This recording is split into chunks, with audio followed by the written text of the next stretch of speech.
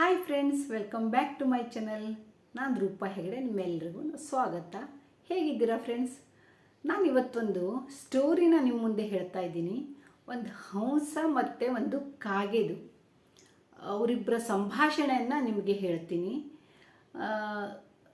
ಅಹಂಕಾರ ಮಾಡಿದರೆ ಏನಾಗುತ್ತೆ ಅಂತ ಇದರಲ್ಲಿ ಒಂದು ನೀತಿ ಪಾಠನೂ ಇರುತ್ತೆ. ನೀವು ಅದನ್ನು ನೋಡಿ ಪೂರಾ ಸ್ಟೋರಿನ ಕೇಳಿ ಆಮೇಲೆ ನಿಮಗೆ ಹೇಗೆ ಅನ್ನಿಸ್ತು ಅಂತ ಹೇಳಿ. ತುಂಬ ಚಿಕ್ಕದಾಗಿದ್ದು, ತುಂಬ ದೊಡ್ಡ ಸ್ಟೋರಿ ಏನಲ್ಲ, ಆದರೆ ಅದು ನಮ್ಮ ಲೈಫಲ್ಲೂ ನಾವು ಅದನ್ನು ಹೇಗೆ ಅಳವಡಿಸ್ಕೊಳ್ಬೇಕು ಅಂತ ಒಂದು ಅರ್ಥ ಇದೆ, ನೀತಿ ಪಾಠ ಇದೆ. ಸೊ ನೀವು ಆ ಸ್ಟೋರಿನ ಕೇಳಿ ನಾನು ನಿಮಗೆ ಹೇಳ್ತೀನಿ. ಒಂದೂರಿನ ಒಂದು ಸರೋವರದಲ್ಲಿ, ಅಂದರೆ ದೊಡ್ಡ ಸರೋವರ, ಅಲ್ಲಿ ಒಂದು ಹಂಸ ವಾಸ ಮಾಡ್ತಾ ಇರುತ್ತೆ. ಹಂಸ ಅಂದರೆ ಯಾವತ್ತೂ ಏನು ಕೊಳದಲ್ಲಿ ಅಥವಾ ಒಂದು ಸರೋವರದಲ್ಲಿ ಯಾವಾಗಲೂ ತನ್ನ ಜೀವನವನ್ನು ಕಳೆಯುತ್ತೆ ಅಲ್ವಾ. ನೀರಲ್ಲಿ ತೇಲಾಡ್ತಾ ಆನಂದವಾಗಿ ಇರುತ್ತೆ, ಅದು ಆನಂದ ಅನುಭವಿಸ್ತಾ ಇರುತ್ತೆ ಅಲ್ವಾ. ಯಾವಾಗಲೂ ಅದರ ಜೀವನನೇ ಅಷ್ಟು ನೀರಲ್ಲೇ ಇರೋದು, ತುಂಬ ಖುಷಿಯಿಂದ ತನ್ನ ಜೀವನವನ್ನು ಹೀಗೆ ಆರಾಮಾಗಿ ನೀರಲ್ಲಿ ಇದ್ಕೊಂಡು ಓಡಾಡಿಕೊಂಡು ಇರುತ್ತೆ, ಅದು ತೇಲ್ತಾ ಇರುತ್ತೆ. ಹಾಗೊಮ್ಮೆ ಹೀಗೆ ನೀರಲ್ಲಿ ಅದು ತೇಲಾಡ್ತಾ ಇರುವಾಗ ಒಮ್ಮೆ ಏನಾಗುತ್ತೆ ಅಂದರೆ, ಒಂದು ಕಾಗೆ ಹಾರ್ಕೊಂಡು ಬರುತ್ತೆ. ಅದು ಅಹಂಕಾರದ ಕಾಗೆ, ಅಹಂಕಾರ ತುಂಬ ತುಂಬಿರುತ್ತೆ ಕಾಗೆಯಲ್ಲಿ. ಅದು ಬರುತ್ತೆ, ಏ ಹಂಸವೇ ನೀನು ಎಷ್ಟು ಸುಂದರವಾಗಿದ್ದೀಯಾ ಅಂತ ಹೇಳುತ್ತೆ. ಕಾಗಣ್ಣ ಬಾಬಾ ಅಂತ ಅದು ಮಾತಾಡಿಸುತ್ತೆ. ಅದು ಹಂಸದ್ದು ಸ್ವಭಾವ ತುಂಬ ಶಾಂತವಾದ ಸ್ವಭಾವ, ತುಂಬ ಚೆನ್ನಾಗಿ ಮಾತಾಡಿಸುತ್ತೆ. ಅವಾಗ ಹೇಳುತ್ತೆ ಕಾಗೆ, ಹಂಸ, ನೀನು ಯಾವಾಗಲೂ ನೀರಲ್ಲೇ ಇರ್ತೀಯ, ನಿನಗೆ ಈಜೋದು ಒಂದು ಬಿಟ್ಟರೆ ನಿನಗೆ ಬೇರೆ ಏನೂ ಕೆಲಸ ಇಲ್ಲ, ನಿನಗೆ ಹಾರಕ್ಕೆ ಬರಲ್ಲ, ನೀನು ಏನಾದರೂ ಕಷ್ಟ ಬಂದರೆ ಏನು ಮಾಡ್ತೀಯ?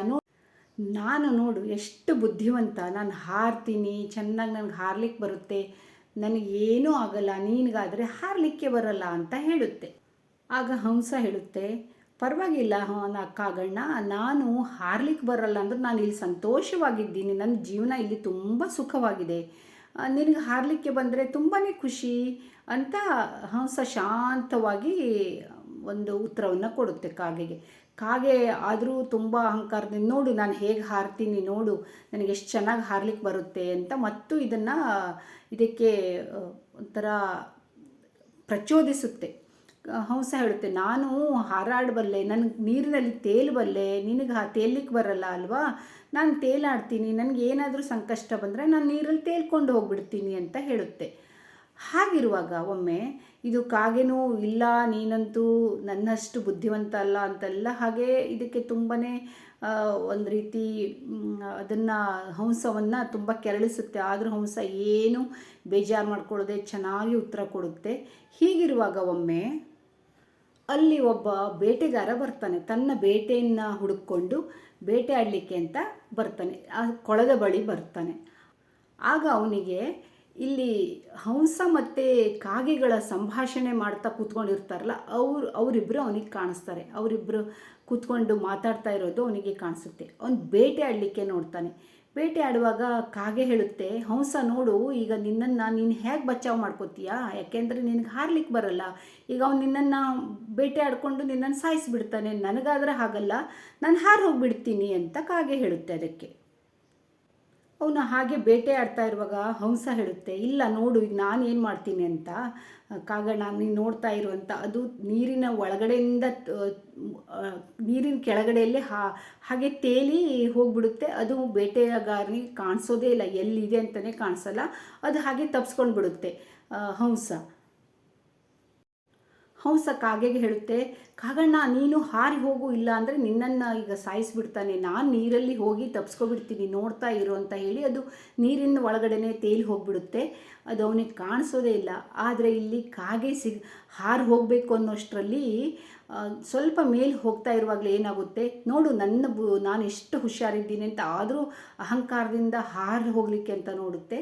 ಸ್ವಲ್ಪ ಹಾರಿ ಹೋಗುವಾಗಲೇ ಅದು ಜೋರಾಗಿ ಗಾಳಿ ಬಂದು ಕೆಳಗಡೆ ಬಿದ್ದು ಹೋಗಿಬಿಡುತ್ತೆ. ಬೇಟೆಗಾರನು ಇನ್ನೇನು ಅದಕ್ಕೆ ಬೇಟೆ ಆಡಬೇಕು ಅನ್ನೋಷ್ಟರಲ್ಲಿ ಜೋರಾಗಿ ಗಾಳಿ ಬಂದು ಕೆಳಗಡೆ ಬಿದ್ದು ಹೋಗಿಬಿಡುತ್ತೆ.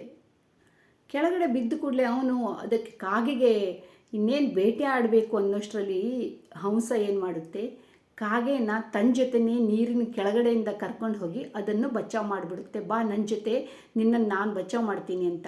ಆವಾಗ ಕಾಗೆಗನ್ಸುತ್ತೆ, ನಾನು ಎಷ್ಟು ಇದಕ್ಕೆ ನಾನು ಎಷ್ಟೆಲ್ಲ ಅಣಗಿಸಿದೆ, ಎಷ್ಟೆಲ್ಲ ನಾನು ಇದನ್ನು ಒಂದು ಆಡಿಕೊಂಡೆ, ಆದರೆ ಇದು ನನ್ನನ್ನೇ ಕಾಪಾಡ್ತು ಅಂತ ಅದ್ರ ಮೇಲೆ ತುಂಬ ಸಾರಿ ಕೇಳುತ್ತೆ. ನಾನು ದೊಡ್ಡ ಅಹಂಕಾರದಲ್ಲಿ ಮೆರೀತಿದ್ದೆ, ನನ್ನನ್ನು ಕ್ಷಮಿಸು ಹಂಸ ಅಂತ ಹೇಳುತ್ತೆ. ಬುದ್ಧಿ ಚಾತುರ್ಯತೆ ಒಂದೇ ಅಲ್ಲ, ನಮ್ಮ ಆ ಟೈಮ್ನಲ್ಲಿ ನಾವು ಹೇಗೆ ನಮ್ಮನ್ನು ನಾವು ಕಾಪಾಡ್ಕೊಳ್ಬೇಕು ಅನ್ನೋದನ್ನು ನಾವು ತಿಳಿದಿರಬೇಕು ಅಂತ ಹಂಸಕ್ಕೆ ಹೇಳುತ್ತೆ. ಹಂಸ ಆಯಿತು, ಪರವಾಗಿಲ್ಲ, ನಿನ್ನನ್ನು ನಾನು ಕಾಪಾಡೋದು ನನ್ನ ಧರ್ಮ ಆಗಿತ್ತು, ನಾನು ಶಾಂತಿಯಿಂದ ಇದ್ರೂ ನನಗೆ ಯಾವ ಟೈಮ್ನಲ್ಲಿ ನನ್ನನ್ನು ಹೇಗೆ ನಾನು ಕಾಪಾಡ್ಕೊಳ್ಬೇಕು ಅಂತ ನನಗೆ ಗೊತ್ತು ಅಂತ ಹೇಳಿ ಕಾಗೆನೂ ಕಾಪಾಡುತ್ತೆ, ತಾನೂ ಕಾಪಾಡ್ಕೊಂಡು ತನ್ನನ್ನು ತಾನು ಸೇವ್ ಮಾಡಿಕೊಂಡು ನೀರಲ್ಲಿ ಹೋಗಿ ಇಬ್ಬರೂ ಸೇವ್ ಆಗ್ತಾರೆ. ಬೇಟೆಗಾರನಿಗೆ ಸಿಗಲ್ಲ.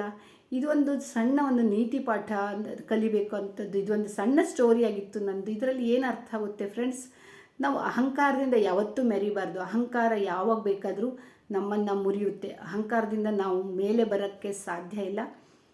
ಅಹಂಕಾರ ಅನ್ನೋದು ನಮ್ಮ ತಲೆಗೆ ಬಂದುಬಿಟ್ರೆ ಎಷ್ಟೇ ನಾವು ಏನೇ ಗಳಿಸಿದ್ರೂ ಅದು ನೆಲ ಸಮಾನ. ಅಂದಿನಿಂದ ಕಾಗೆ ಮತ್ತು ಹಂಸ ಇಬ್ಬರು ಫ್ರೆಂಡ್ಸ್ ಆಗ್ತಾರೆ. ಚೆನ್ನಾಗಿ ಜೊತೆಯಲ್ಲಿ ಕಾಗೆ ಅದರ ಜೊತೆ ಮಾತಾಡುತ್ತೆ, ಹಾಗೆ ಹಂಸನೂ ಅಷ್ಟೇ ಕಾಗೆ ಜೊತೆ ಚೆನ್ನಾಗಿ ಮಾತಾಡ್ಕೊಂಡು ಇಬ್ಬರು ಫ್ರೆಂಡ್ಸ್ ಆಗ್ತಾರೆ. ಹೀಗೆ ಫ್ರೆಂಡ್ಸ್, ನಾವು ಎಷ್ಟೇ ಮೇಲಿನ ಪದಕ್ಕೆ ಹೋದ್ರೂ ನಾವು ನೆಲವನ್ನು ಬಿಡಬಾರ್ದು, ಅಹಂಕಾರವನ್ನು ಮಾಡಬಾರ್ದು ಅಂತ ಇದರಲ್ಲೇ ಅರ್ಥ ಆಗುತ್ತೆ ಅಲ್ವ ಈ ಒಂದು ಸಣ್ಣ ಸ್ಟೋರಿಯಿಂದ. ಹಾಗೆ ನಾವು ಯಾವತ್ತೂ ಹಂಸ ಥರ ಶಾಂತ ರೀತಿಯಿಂದನೇ ಇರೋಣ, ಈ ಕಾಗೆ ಥರ ಅಹಂಕಾರದಿಂದ ಮೆರೆಯಬಾರ್ದು. ಅಹಂಕಾರ ಬಂತು ಅಂದರೆ ಯಾವತ್ತಾದರೂ ಒಂದಲ್ಲ ಒಂದಿನ ನಮ್ಗೆ ಅಹಂಕಾರ ಅದು ಮುರಿಲೇಬೇಕು ಅಲ್ವಾ. ನೋಡಿದ್ರಲ್ಲ ಫ್ರೆಂಡ್ಸ್, ಅಹಂಕಾರ ಅನ್ನೋದು ಹೆಂಗೆ ಮಾಡಿಸುತ್ತೆ ಅಂತ ಅಲ್ವಾ. ಇಲ್ಲಿಗೆ ನನ್ನ ಸ್ಟೋರಿ ಮುಗಿಸ್ತೀನಿ. ಹೇಗೆ ಅನ್ನಿಸ್ತು ಅಂತ ಹೇಳಿ, ನನ್ನ ಈ ಒಂದು ಸಣ್ಣ ಸ್ಟೋರಿ ಹಂಸ ಮತ್ತು ಕಾಗೆದ ಸ್ಟೋರಿ ಹೇಗೆ ಅನ್ನಿಸ್ತು ಅಂತ ಹೇಳಿ ಕಾಮೆಂಟ್ ಮಾಡಿ, ಲೈಕ್ ಮಾಡಿ. ಫಸ್ಟ್ ಟೈಮ್ ಬಂದವರು ಆದರೆ ಸಬ್ಸ್ಕ್ರೈಬ್ ಮಾಡ್ಕೊಂಡು ನೋಡಿ. Thank you friends. ಮತ್ತೆ ಸಿಗೋಣ ಇನ್ನೊಂದು ವಿಡಿಯೋದೊಂದಿಗೆ.